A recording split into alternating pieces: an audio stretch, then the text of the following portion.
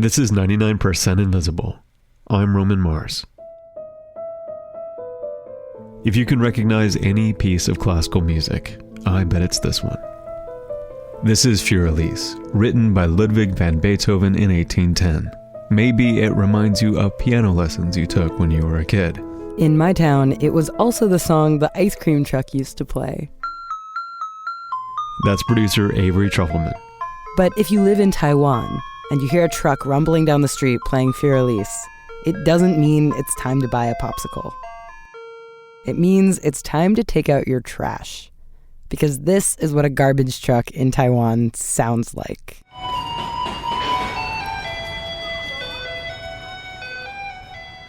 This garbage truck song isn't just supposed to be cute and fun, although it is also supposed to be cute and fun. The singing garbage trucks are all a part of a completely different way of thinking about waste disposal.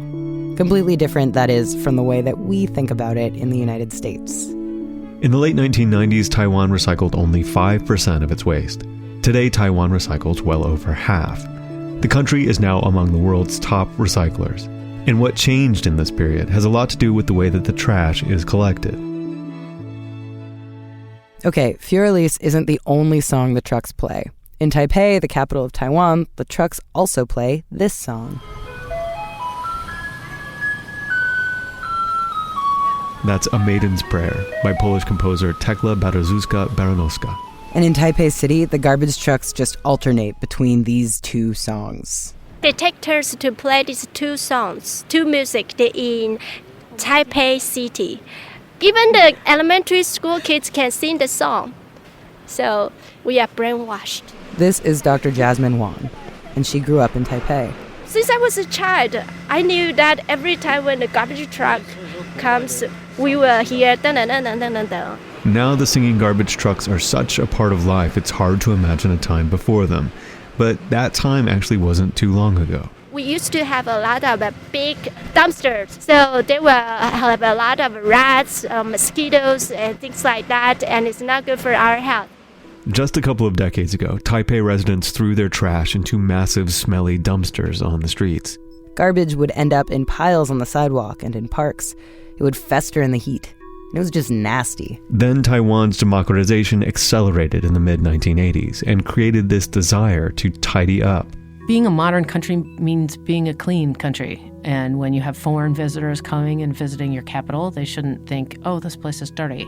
This is Mary Alice Haddad, chair of East Asian Studies at Wesleyan University. In Taiwan, the pro-democracy movement got fully entangled with the environmental movement. And so as all those things moved together in the late 80s, early 90s, then the pro-democracy and pro-environment agendas got onto the public consciousness.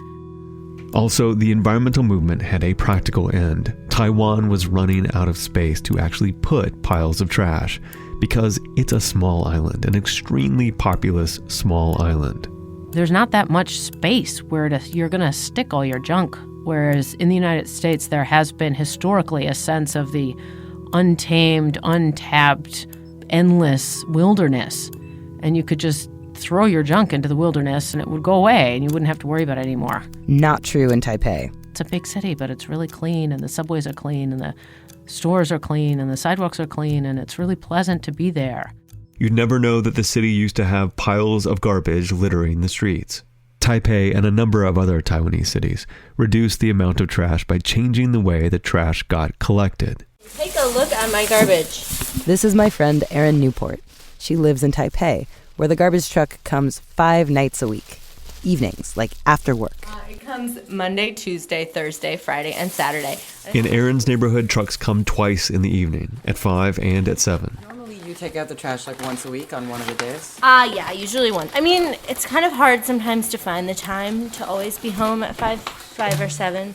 Erin has to gather her own garbage and recycling and bring it out to a designated street corner and wait for the big yellow truck to come with an ear perked for the sound of Für Elise or Maiden's Prayer coming down the block.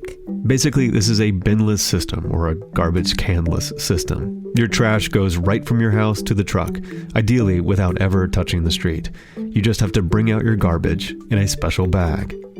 I pay my garbage bill by purchasing these blue Taipei City garbage bags.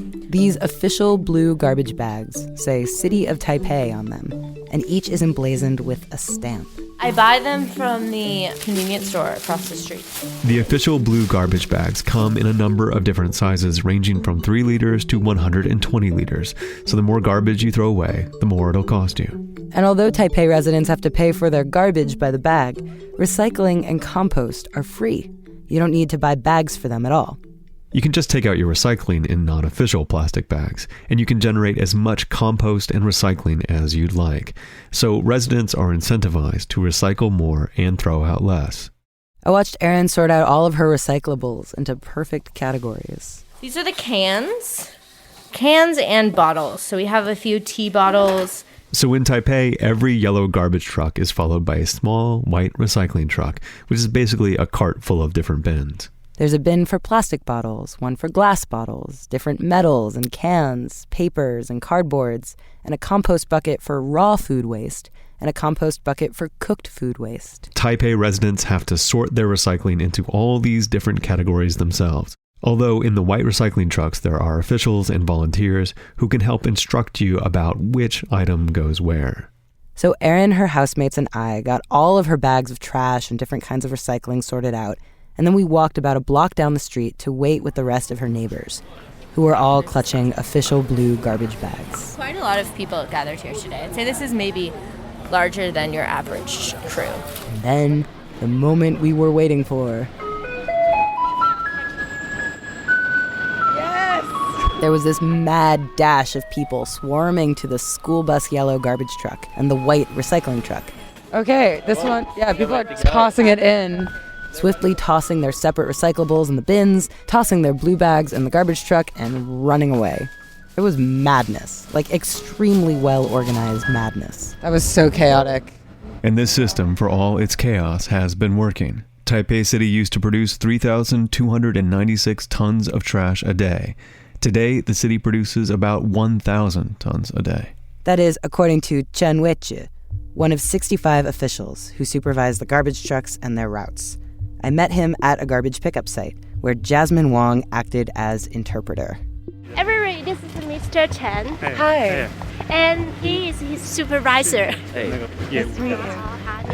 In his district, Chen oversees 20 garbage truck routes, and all those trucks have to make sure that citizens are sorting properly.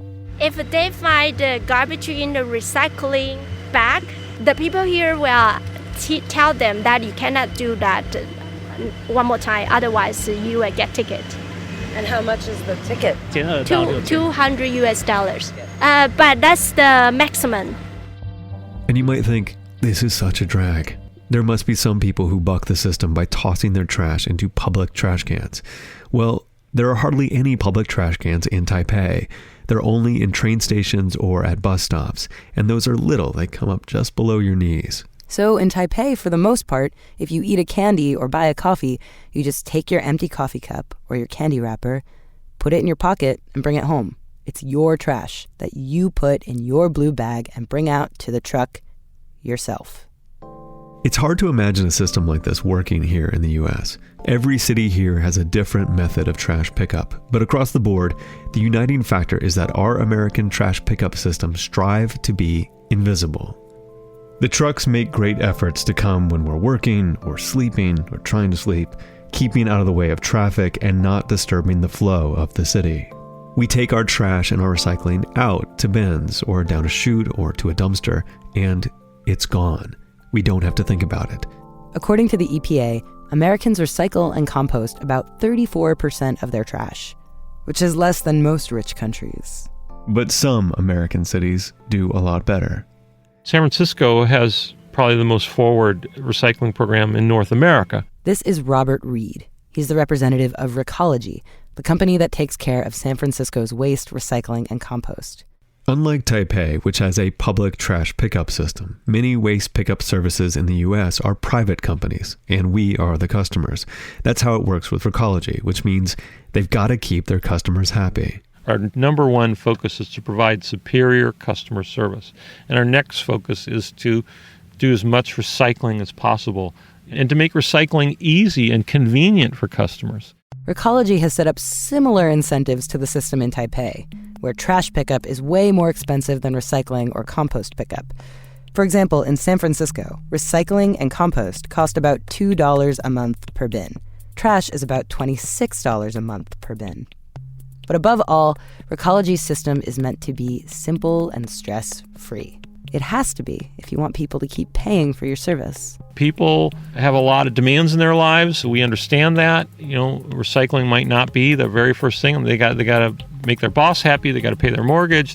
Garbage and recycling and composting might not always be at the top of the list. We understand that. Basically, instead of putting the onus on the citizens to separate the different kinds of compost and recycling for themselves, Recology does the brunt of the work, sorting, so we don't have to. San Francisco, like a lot of other American cities that collect recycling, uses one catch-all recycling bin. So you throw your cans, your bottles, your cardboard, all in the same place. And then all those different materials end up in a facility like Recycle Central. So this is Recycle Central. This is the large recycling plant on Pier 96, where we sort all the materials from the blue bin, the bottles, the cans, and the paper. We're going to go inside now. The facility is massive, and it's where Recology processes most of San Francisco's recycling. You can see this great big pile of recycling. This is from this morning.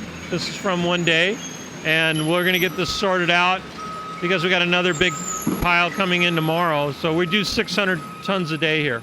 That 600-ton pile will wind its way up a huge, surreal web of conveyor belts, where some of the 173 people on staff will separate the recyclables into 16 categories of materials, with the help of some modern recycling equipment. So we've got magnets, and we have fish ladders that separate bottles and cans from paper. They're on an angle, and they temporarily suspend gravity. And to make sure everything gets precisely sorted, there's some real state-of-the-art technology, like this apparatus that separates clear plastic from colored plastic with optic sensors. Right here, the scanner is looking at the materials as they come by, and when it sees a clear plastic, like a clear plastic water bottle, it hits it with a puff of air, and you can hear it. It's expensive. It costs $3 million for this machine, and it came from the Netherlands. So this system, with all of its whirring, twirling conveyors and magnets and machinery and 173 employees, it's dazzling, and it makes less trash by doing more recycling. And recycling creates 10 times more jobs than landfilling or incineration. Of course, it also takes all the direct sorting out of the hands of the people who actually create the waste, and charges them for the service instead. As a result, recycling in the U.S. can be expensive. I guess that's part of the problem. Like, to the extent that there's pushback in recycling, which I've seen some of in the United States now, it's often about the cost of it and how it's very costly. And that's true if you're using these single-stream processes function, and it's less true if the household does the separating. That's Professor Mary Alice Haddad again. If your community wants to recycle, all that stuff needs to be separated and sorted, somehow. Whether you use a $3 million machine from the Netherlands or compel an entire sweet potato-shaped island of people to stand on the corner at night. The Taipei system is cheap and efficient because the city has conscripted their citizens as workers. And it's been successful. Taipei is a great example of a big, major, global metropolitan area that did not have a good garbage collection system not that long ago, and they have completely transformed, and it could be an example for us all. Which is not to say we should necessarily copy Taipei's system. What's worked for them might not work for the U.S. But consider the American garbage truck, creeping around at dawn or during work hours, trying to be as inconspicuous as possible, trying to keep trash out of sight and out of mind. You don't really pay attention to it, but everyone should pay a lot of attention. If we had to watch our garbage pile up in our homes without taking it out to the bin and had to set aside time in our days to catch the garbage and recycling trucks coming down the street, I bet we'd produce less junk. But I also think if I had to hear this song twice a night, 5 days a week, I would murder everybody.